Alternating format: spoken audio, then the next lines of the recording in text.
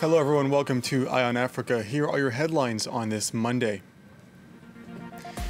The Central African Republic is accusing former leader François Bozizé of an attempted coup as the government says Rwanda and Russia have sent in troops to counter a surge in violence. A new strain of coronavirus is leading to a rise in cases in South Africa as several countries impose restrictions on flights to and from the Rainbow Nation. And thousands of Kenyan doctors go on strike as they demand better working conditions. 14 doctors have died of COVID-19 since March, as medical personnel claim they don't even have adequate protection. The government in the Central African Republic has said today that Russia and Rwanda have sent in hundreds of troops to the country after what it called an attempted coup, days ahead of a presidential and parliamentary election. There was no immediate confirmation from Moscow that Russian troops had been dispatched, but it has called the situation in the country a serious concern. Let's bring in Paul Melly, consulting fellow for the Africa program at Chatham House, who joins us from the United Kingdom. Paul Melly, thank you for being with us. Russian troops in the Central African Republic, is that a credible claim? Yes, indeed. Several years ago, President Touadéra of the Central African Republic attended the Russia-Africa summit in Sochi, and that really began to build up a relationship. And Russia basically offered to become a military partner for the CAR, because traditionally the country's main military partner had been France, the old colonial power. But the French, although they intervened back in 2013 in order to prevent a genocide in the civil conflict, basically did not want to stay as the military partner because that had too much, if you like, old colonial hangover associations. They were very determined that they would pull out. And so President Touadéra has built a defense relationship with Russia, who's supplied a lot of equipment and has assisted with training. And fighters from the Russian military company, the Wagner, which is essentially a private security contractor, are currently in the CAR, and they are fighting alongside the Central African government-owned forces to resist these rebel advances on the capital. Paul Melly, if this is in fact an attempt by François Bozizé to return to power, how likely is it that he'll succeed, and what kind of impacts could this have on the elections this Sunday? I think in the very short term, of course, he has a chance to succeed just because he's mammoth. If he's the person behind it, and we still don't know, he denies it, the government is accusing him, but also the international community, the United Nations, and the other main international partners, the US, France, Russia, the European Union, the African Union, they are accusing Bozizé of involvement and warning him of the consequences.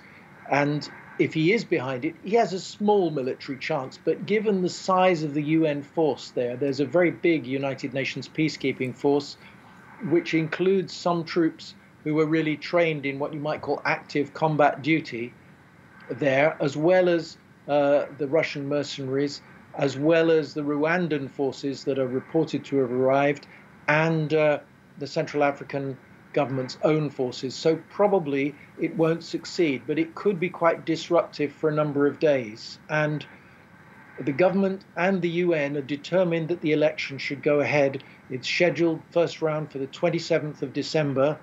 President Touadéra has once again restated that he doesn't want to shift on that date. And, voters are registered. The government is organized for distributing voting cards.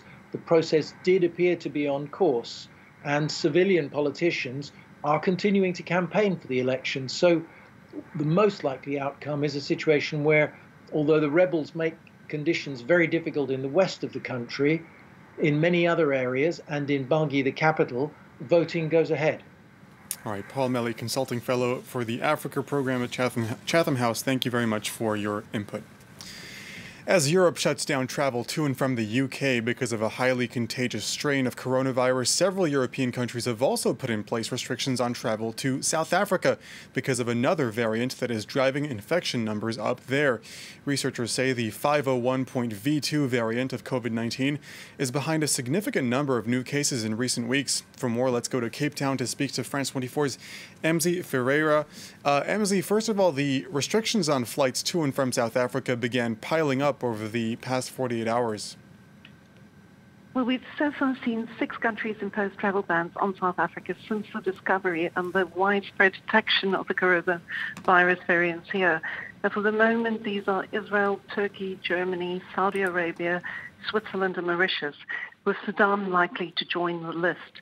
We also expect that the host of travel bans slapped on the United Kingdom will also see the same imposed on South Africa by at least 20 nations, and these include France, Greece, Austria, Italy, Argentina, the Netherlands, Denmark and Norway.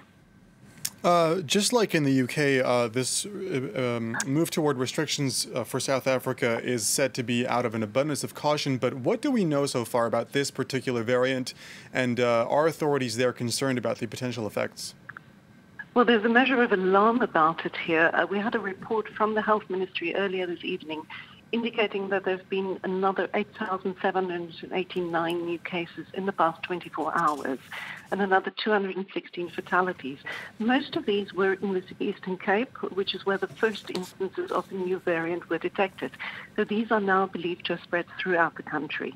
Last Wednesday, there were another 10,000 new cases. We haven't seen these numbers for a number of months. So this very much appears to be South Africa's second wave. And the special advisor to the health minister is saying that while new variants have been detected in the UK and in Australia, these are not as widespread there as they are in South Africa. And it also seems that these may be transmitting faster than the rate that we saw during the first wave. So we had new restrictions imposed last week in a limited fashion with beaches closing. But the country is in a very particular predicament in that the first lockdown all but broke the economy. So as we face this outbreak, there are very few feasible options available in terms of further restrictions here. Emzy Ferreira bringing us the very latest from Cape Town. Thank you very much. Doctors and other crucial medical personnel in Kenya have begun a nationwide strike to protest against the lack of PPE or personal protective equipment. Health workers have also highlighted the absence of adequate health insurance for many of them. The recent death of a 28-year-old intern from COVID-19 complications has become the symbol of the dire conditions for health workers. The country's medical practitioners, pharmacists and dentists union has asked its 7,200 members to stop working until the government meets their demands. In return, Health Minister Mutahi Kagwe threatened them with termination, urging them to resume work to avoid losing their job. Well, for months, Kenya had managed to limit the spread of coronavirus by springing into action early on and implementing drastic measures.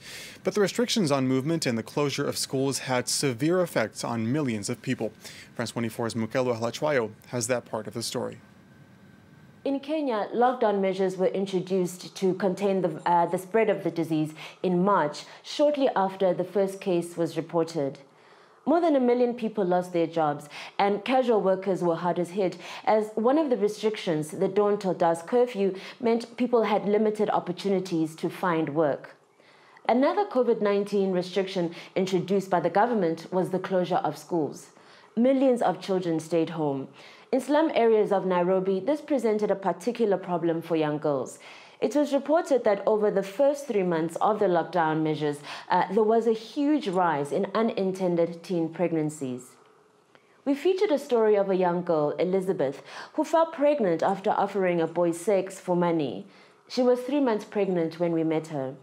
Families faced more hardships due to the economic downturn caused by the restriction, and so many teenage girls were more vulnerable to transactional sex in order to get by. Rights groups said that school closures also made accessing sexual reproductive health care and education much harder. So even when the government gradually opened schools, thousands of pregnant girls like Elizabeth could not join their peers.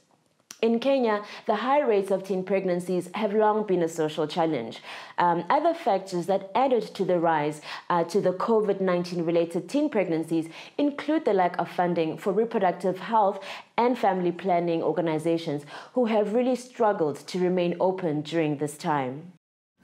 That does it for Eye on Africa. Thank you for joining us. The latest world news from around the globe at the top of the hour. Stay tuned.